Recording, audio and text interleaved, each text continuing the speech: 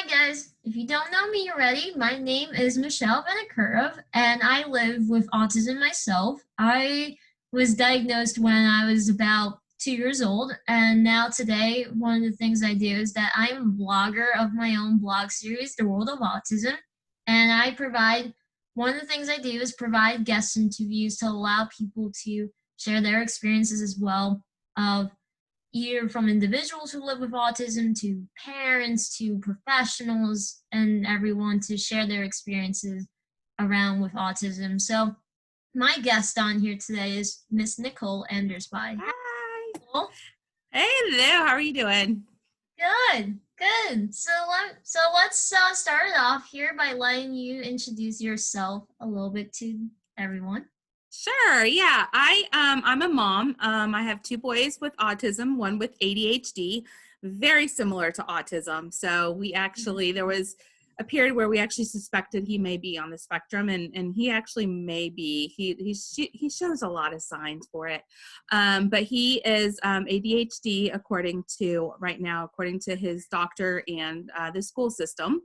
And so we have our two amazing boys that have gone through so much of therapies and special education, and people just don't understand that world unless you're in the world. And so my husband and I give back to the special needs community through my husband's a photographer. We own a media company, and we have our Endersby's Heroes, which we transform kids with disabilities. And so it started off as just kind of focused on autism, and now it's pretty much all disabilities across the board.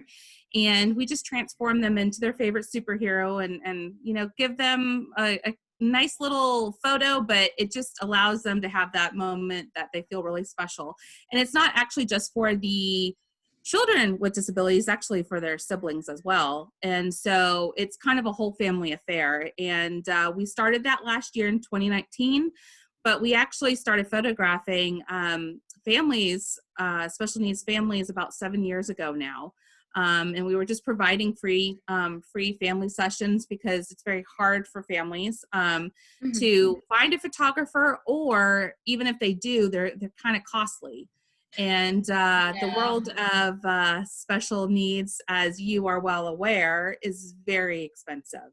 Everything from therapies to, if there is any medical needs, then that adds on. It's just a very, very expensive life. And so we did this for free to kind of relieve that burden and to give back to the community, because a lot of people question us why we've done it for free. And that's why, is that we just want to honor these families in this way. So that's a little bit about us. And honestly, I've always been kind of a local advocate, if that makes sense, in many ways. And when our Endersby's Heroes hit media, that's when we're like, oh, wow, okay, other people outside of our little bubble in Dallas-Fort Worth, can actually know our story and advocate more, because I've always known that there's advocates like yourself out there, but it's like you just don't really know if your voice gets heard. And when that started across the media for us,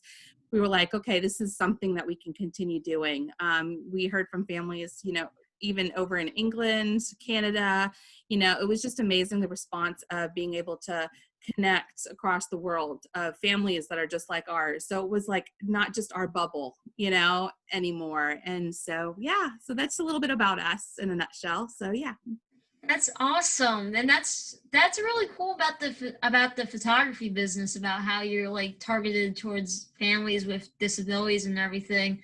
And it's really nice how you're doing it for free right now with everything that's been going on with the pandemic and everything.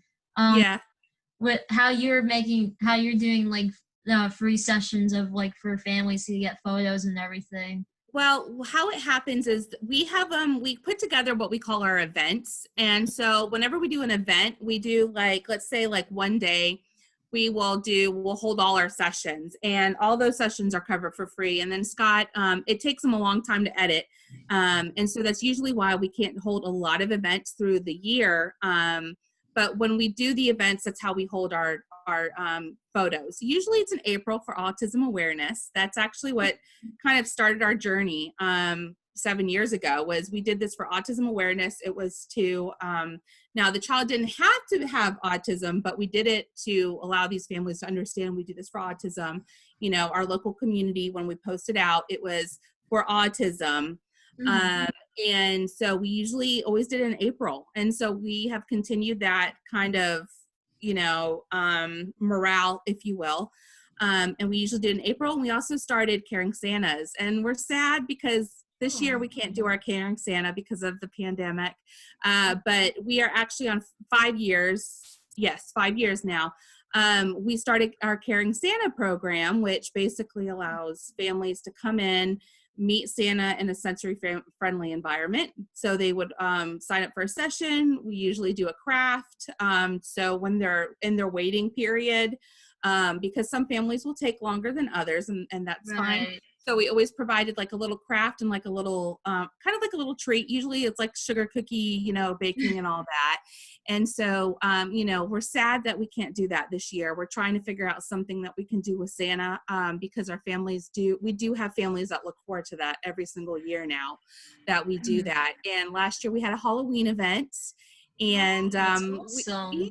we have some amazing partners that have partnered with us. We have an amazing face painter that does very well with special needs kids. She's very patient. She is so talented. So we bring her in, and we try to employ, not necessarily employ, but we try to book maybe other companies that have disability attached with it as well, or nonprofits. So whenever we put events in, we always want to bring in more businesses that also understand our life. So it kind of Right. helps promote them too. Mm-hmm. Right. Oh, that's awesome. And Yeah. I like how you were saying about where the like the transition period where the families are like waiting to get their photos getting taken. And Yeah. like for some children, like waiting is such a hard thing for It, them. it So is. It is. Yeah. having activities for them to do is a great way for them to like get excited and everything to get ready for their photos to get taken and stuff. So that's awesome that you do Yeah. that. Yeah. And that's amazing. That's really cool. For any families that are interested, you could go right for them. So that's awesome. Yeah, yeah, we have a great time with it, and we've partnered with a local church of ours that we have been going to before the pandemic hit and everything like that. But we have two amazing churches locally here that have so many great volunteers, and they embrace the special needs community and they understand it. And so, when we came to them about our, what we did, they just absolutely loved what we have done with the Caring Santa, and they're like, let's have it here, let's have it. And it just it's funny how when things happen, and encourages you to continue doing what you're doing, because when we were doing our Caring Santas, we were basically just trying to find any kind of space, and it was very stressful trying to figure out the volunteers, even for that one day, because you want to know that people completely understand this world. And so the fact that we can partner with our local church and they have volunteers that are trained, that they are background checked and the whole 9 yards, Yeah. it was a peace of mind for me, and allowed me to know, okay, yeah, we can continue doing this yearly, because we just took it Right. year by year when we started it. I didn't realize it was going to be a well sought after event after it happened. And so it was something we tried to continue to do. So, but the photos is definitely our heart, and advocating. I'm currently right now trying to finish writing my first book. It's about our journey. And, from Oh, my perspective as a mom, I know there's a lot of books now out there. When we started this journey though, with our oldest Jet, he there wasn't a lot of information out there. What there was just basically your traditional medical diagnoses. There wasn't as many advocates at the time. Of course, Temple Grandin was out there, and you have all these amazing people out there that were well known, but there mhm. wasn't a lot of perspectives from either the person with autism or the parent. It was, you had a very small bubble of what you got to learn from. And so now it's awesome because there is so many advocates out there, which we need that, and we need more books, and we need more because I think you have to learn from others like yourself that you wrote. And I have actually, where's your book? I have your book right here, actually. So there's your book. Oh, oh my goodness. That's awesome. Yeah, it's funny because I connected with you right after with Rachel. I found out about the book from Rachel, and then I've connected with Jeff since then and you. And so I was like, oh my gosh, this is so awesome. But yes, I tried to get as many titles as I can, just to learn from your perspective, like people like yourself, like your perspective. I do still I guess watch and research medical, but I don't try to stress that as much as more learning from you personally that has actually experienced it. Because if you focus too much in the medical, you're going to build anxiety around it, and you're going to think that Exactly. it's restricted, if that makes sense. And so yeah, no, I get that. Yeah. And I love TED Talks too. I love the TED Talks. There's so many out there that have amazing TED Talks. Like Carrie Magro, I don't know if you follow him. Yes, yeah. You know Carrie? Okay. So, but do. for him, he's got the TED Talk. But people like him that have, you can actually watch them. So if you're not really a reader or like Audible, you can go to TED Talks on YouTube, and you have people actually up there on the stage, talking about their life, and and it's great. I've learned a lot from there too. So. That's awesome. That's really cool that you have the book too, because that was actually, in fact, that was the very first time I ever got to personally share my story in a book, and I'm only 22. Oh, wow. You've accomplished so much in that. Wow, that's awesome that you're doing everything. Yeah, like what I said in the book and everything, like with a little bit with my journey and stuff, like one of the things was communication for me, how I didn't say my first word until I was 6 years old. And today I'm going to be pursuing an online degree in ABA. I read that's awesome. I read that. Congratulations. That's so cool. Thank you. Yeah. I did get ABA when I was younger as one of my early intervention services. Yeah. That was, for me, was very positive. Yeah. The therapist I had, like, really, like, got to know me well and everything. So I think that's important. And now I'm doing that myself. So. Well, that's cool because you can bring into your personal experience, but you also can tweak it the way you need to tweak it. If like you go in as, the ABA specialist and say, you know what, I've actually been through this personally, and I think this is the change we need to make. And I actually, it's amazing. That's awesome. Exactly the point. That was exactly the point that I was thinking when as soon as I was going to be applying for this. I'm like, I know there's things that still have to change about it. Exactly. Yeah. Yeah, that's awesome. Yeah, I actually went back when we were realizing with our oldest through the autism journey. I actually went back to school, and originally my background was management. And so I was like, okay, well, I'm just going to go into management because that's what I've always known. And when the more and more that we were reading and kind of getting involved in the special education world, I was like, I need to go back and be a special educator. And I did go back to school for my EC through 6 with special education. I did graduate in 2015 and went through all that and did my student teaching. And I was actually a sub, and I focused mostly in the special ed classrooms because my whole goal was, like you, to advocate because you understand. Like I wanted to be able to really work with not only the kids, but be able to speak to the parents and connect with them on a level that, I wish maybe, I would have had going through the beginning part of the journey. We have amazing professionals that have worked with all our kids, honestly. And I can't say enough about it at all, but there's not enough people out there, I think, that have a passion to advocate to a level that needs to be, out there, if that makes sense. So I went back to school, but then that's when my husband's business started growing. We do mostly real estate photography. And Oh, so the real estate market is always been pretty big. And so I help with the business, and we homeschool now. So we made that transition from public school to homeschool due to the oh, pandemic. And it's actually been going really well. So we are blessed to be able to um, do that, if that makes sense, right right. now. But we always enjoyed our kids' public school experience. But not everybody does, and I know that.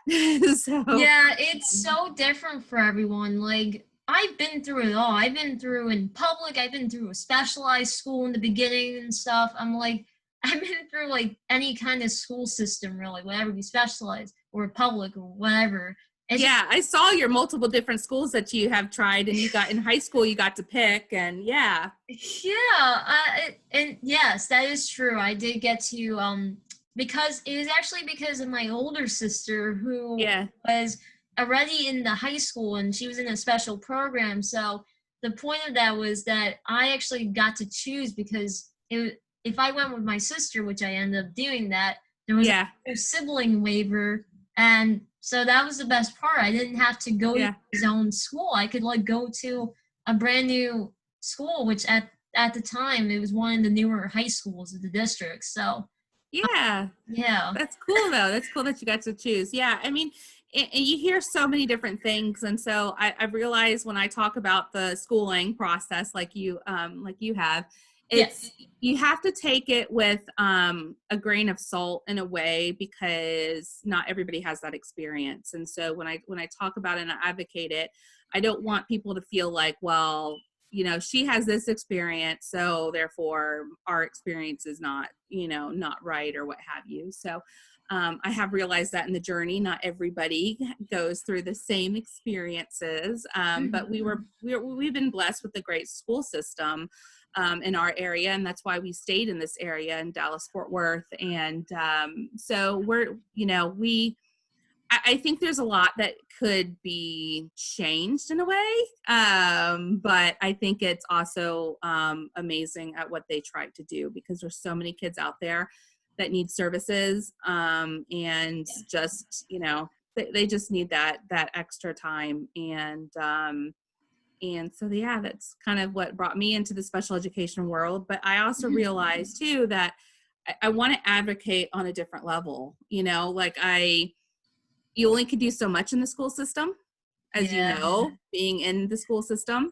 yeah, And so I was like, I want to be able to reach more. And that was before our Endersby's Heroes even made it out in media. I told my husband, I'm like, I just feel like there's more out there. Like, I'm supposed to be part of the special education or special needs disability awareness world, but I could not put my finger on it. And then the Endersby's Heroes just took off like it did. And I was like, okay, that's what we're supposed to do. Like, that's the area of disability we're supposed to be, is to be an advocate, to be a voice for all the families that don't feel like they can have a voice right now, for all those even the individuals with disabilities that want to say something, that they're afraid to say something. We're their voice, the people that are able to speak up. And I realized after all that, the special education part of it, that I loved it. Like, don't get me wrong, I absolutely yeah. love. I miss those kids. I miss those. Just I loved all my classrooms that I had been in, and I miss those kids still. Oh, And but I knew that there was more, if that makes sense. So yeah, yeah. that's kind of where we're at now. So I completely understand your journey and all of that. So for you, do you work at the school system that you actually went to, like uh, at school? no, I don't. So I work in it's actually in the next town over me that I work in a public Okay. school for. But I work specifically in the special education program in a self-contained autism classroom. So Oh, that's awesome. yes. So I work with currently with second and third graders with autism. So Oh, that's my favorite grade. level. I Second know, right? graders are my favorite. I love the second graders. This They're is my just, second year in a row doing second and third graders. So I'm like, yeah. it's fun. It's a lot of fun. And like now that taking on now both virtual, that anyone that's learning from home and in person, because we have a hybrid system. Oh, that's got to be nuts. Oh, wow. That's, It's interesting. I will say yeah. that. It's a lot of different resources, but it gets me like utilizing like with technology in the way also. So it's quite fascinating. Yeah, that's got to be. I actually, I left my subbing at right before COVID had the pandemic hit. So it was around. So I actually, Oh, yeah, I'm kind of glad that I had left when I did, because I don't know how I would deal with that transition of the virtual stuff, because yeah, when COVID came, I was like, yeah, there's no way that I can do the virtual thing. And I feel for all my friends out there that are teachers, like yourself out there. And I personally, I would have anxiety. I have anxiety, and that would give me anxiety, I think, of having to go back and forth between all that. So it's I think it just took time. Like I know with the classroom I work with, and it just takes time to like balance everything and to schedule everything out. I think that was yeah. very much the key of it, because now we've been a lot more organized, and like we know we got a lot of training in terms about like what resources to use, and especially with Google, because that's the main thing we use. So Okay. yeah, so it's pretty much using whatever resources, materials, both online and also like physical, like materials too. So it's a mix. You got to think Yeah. outside the box, and that's pretty much what comes into with the education system. Always think Yep. outside the box. So Yeah. You uh, always have to be on your toes, definitely. And personally, I like it because there's always something to do. Like you don't, oh it's not a yeah, world in education where you sit. I mean, even for lunch, good luck even eating your lunch sitting down fully, because it's just nonstop. There's always something to do. And so I totally, you have to be on your toes in education, and I get oh yeah, that. And so I was never one as a parent. I always gave grace, if that makes sense. I gave grace. If there was ever, a day that was kind of crazy, and I knew there was going to be a crazy day, you have to give grace. You can't over expect at times. hmm So yeah, I completely understand that world. So but yeah, so that's so cool that you're doing what you're doing. And so are you going to be able to use the ABA in your school? Or are you thinking about going and taking maybe your own therapy center, or? So actually currently right now with my job, we do use ABA techniques in the classroom, which is great Oh, because I'm getting that hands-on experience. yeah. That's why it's helping me a lot now that like I could like I'm gonna be taking classes that are pretty much more about with ABA more in depth. So and I could also like have the hands-on experience at the same time. So Yeah. that will be very, very helpful. Yeah, that's awesome. Yeah, my kids went through the autism program in our school district, and Oh, it's okay. not just, yeah, we have a awesome autism program, and they graduated out of it, is what we called it, because they were able to move from the autism program into our, what we have is a social skills class. Oh, They that's call what it I did. stars here. Yeah, Yeah, so I the did that in social middle skills. school. Yeah. Yeah, and it's amazing because these kids that are, I don't want to use high functioning, low functioning. I get that that's all trying to get out, but think of your kids that don't need so much one-on-one attention. Those are Yeah. the kiddos that got to go out of the autism class into the social skills class, and they provided more inclusion. And yeah, so our kids, we call it graduated out, but they've always had the social skills, speech, occupational therapy, the whole 9 yards. And so I wish that a lot of people understood the world more of what, you know, our families go through and what yourself goes through as an individual that has gone through therapies personally. Because it's like, it's not just in school, we had outside as well. And, but it's amazing that schools will provide those therapies and those class settings in the school system. And so I always tell people to look out for your resources because, you know, a lot of people don't even realize social skills. They're like, what's that? You know, what's a social skills class? You know, and so Yeah. you have to kind of like, you know, advocate out more for that because it's a great tool for people that need it. So. Oh yeah, like actually that was the social skills program for me. That was created by my speech language therapist in middle school. So That's awesome. I read that. That's amazing that she did that. yeah, she did that. I was like, it was incredible. It helped me out a lot. And I think a lot more school districts need to start creating that kind of program because they don't, it's like they still need to teach the importance of social skills to those with disabilities. They really do because Yeah. we don't get enough of that.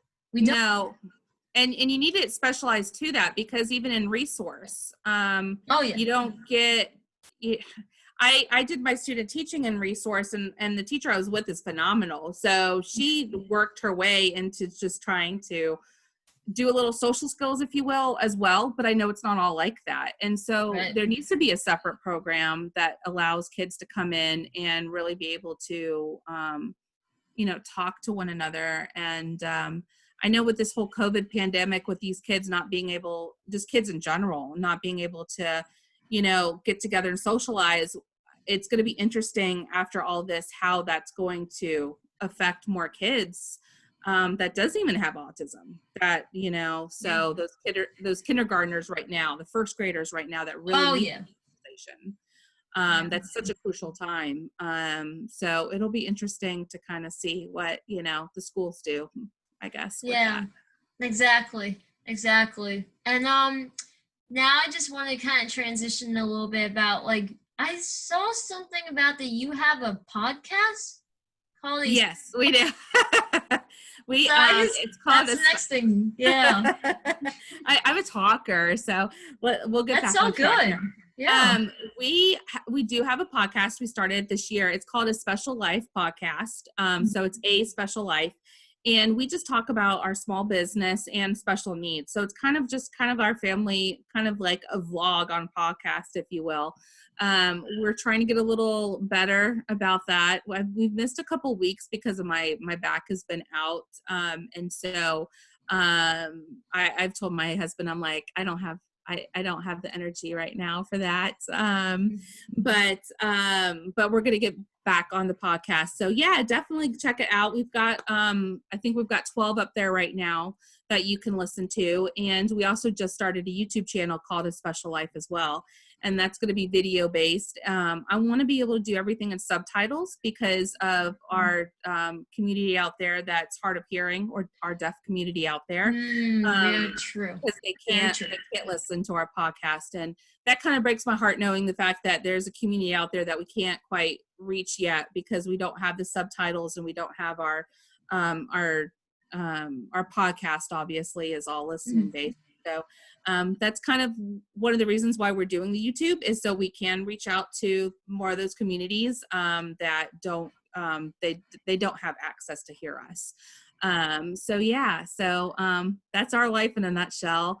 And we're having a good time with that and hoping that we can expand more on advocating, and because that's really what we love doing. And not that we don't love our regular photography and videography, we do.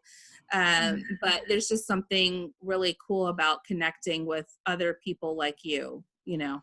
And eventually we would like to employ adults with disabilities. Our goal is to get to our business with YouTube and the whole 9 yards. Because we always want a business for our kids to be able to be employed at. So if they can't go out and find something that they enjoy, they're always welcome to work with us. So they have employment. So no matter what, they're going to be employed.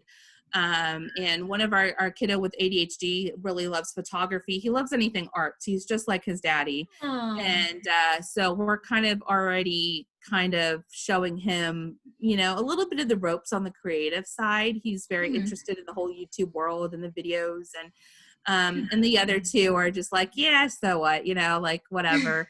But at least they know that they always have a place to, you know, come and work and feel like they have some sort of independence, because that's the big thing with me, is that they have their own independence. It may not look like, you know, your next door neighbor, it may not look like yourself, but they have their own independence, if you will. So even if they have to live at home, they're still able to do whatever they need to do. So we would like to get to that point of employing adults with disabilities. That's our kind of our goal, is to get our business rounded enough to be able to do that. So yeah. That's very cool. I know that that's the big thing about with employment, how much of an issue that is in the disability community and everything. So that is incredible that hopefully that will happen in the future Yeah. and everything. So, Yeah, I would love it, because I mean, honestly, the tech world, especially, and my husband is very into techie, and he completely understands when it comes to the tech world. You have so many people out there with autism or undiagnosed autism. It's mostly probably undiagnosed, because it's my generation where autism wasn't as I guess, as diagnosed. So there was a lot more ADD and ADHD diagnosed when I was growing up. I was an 80s baby. And, but the whole world out there, you know, with tech is full of people with autism. And I wish that more would embrace that.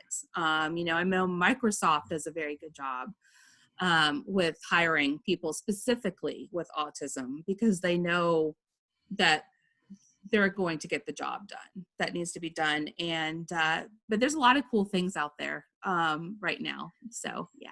yeah, there is. There definitely is a lot, and there is just gotta be more that has to continue growing with. Exactly. Yeah. Exactly. Yeah. So, I'm sorry. I feel like I'm looking both ways, because I have two different cameras. My husband set it up, and I'm like, I'm looking this oh. way and I'm looking that way. And I'm like, so if I'm looking like in a different direction, that's why, is because there's another camera. So I Oh, gotcha. It's so have good. it's messing with me. It's so good. Yeah. So I'm gonna wrap this up here about Sure. what would I know you pretty much gave like a lot of advice in a way, but if there was one point that you would really truly want to share with parents that have children with autism and other disabilities, what would you tell them? What would you tell Not to give up. I think, sorry, you just broke up there. Are you, hold on. Can you hear me? Yeah. Okay, cool. I thought I was about to freeze. I was like, okay, hold on. Okay, what would I tell another parent with a child with autism is basically not give up. You know, and if you just found out the diagnosis, don't think it's the end, because it's not. I think with any diagnosis, autism or not, you get this fear that, you know, because you listen so much to the medical advice and the stereotypes. Don't listen to the stereotypes, is what I would say. Look at your child as the individual themselves. Look at their personality, because if anything, I learned that autism doesn't define my kids. My kids are stubborn like I am.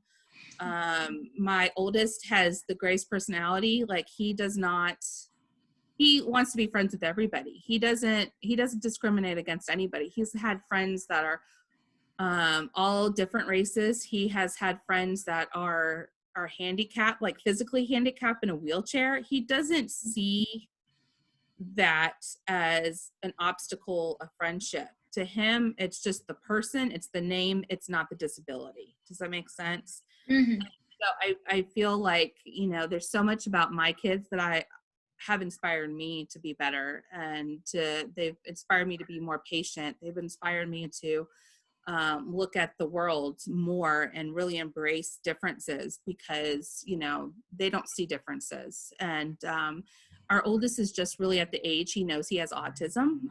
You know, he's 11, and we had that discussion recently and about autism, and it doesn't really bug him per se, but he just is into that point of trying to figure out why his brain works differently. like, because he's starting to go in that teenage years and Yeah. 18, and we talk about, and I just tell him that, to him it's special that he has the way of thinking that he does. I feel like more of the world needs to think the way he does, because especially now in 2020, because so many people have so much judgment, and there's too much hate out there, and it's not enough fairness. And so I would tell the families, just don't look at the stereotypes, don't look at the judgments that are coming through, and when you are ready, advocate for, not just your family but other families out there, because the more advocating we can do as a whole, the more love we can show as a whole, we can hopefully stop the discriminating against the disabilities. And disabilities come in all cultures. It doesn't matter who you are. It doesn't, I mean, disabilities don't discriminate. And so I think that getting to that point that families understand it's going to be okay, if that makes sense. There's people out there like them, so don't think it's the end. Reach out to your community is what I would tell them.